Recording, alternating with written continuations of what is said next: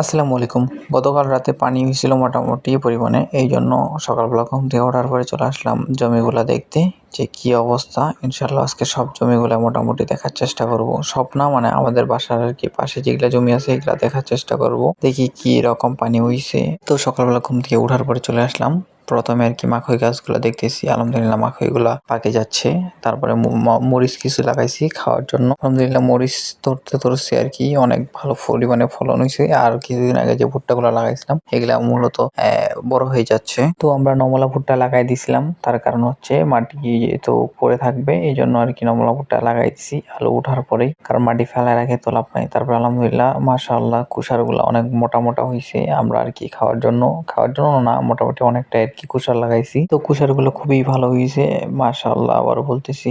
মাখই ভুট্টা, মরিচ, ঘাস আর কুষার সবকিছু দেখার পরে চলে আসলাম জমিতে ভুট্টা দেখতে হবে। কারণ ভুট্টা মোটামুটি আরকি দুধ মানে আরকি বলি যে দানাটা আরকি শক্ত হয়ে গেছে।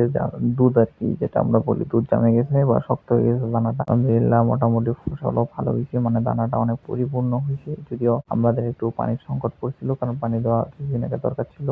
কিন্তু দিতে পারিনি আরকি পানি কারণ তেলের অবস্থা তো অবশ্যই সবাই জানেন যে বাংলাদেশে তেলের অবস্থা বর্তমান কিরকম। তো এইজন্য আরকি তেল সংগ্রহ করতে পারিনি এইজন্য পানিও দেওয়া হয়নি।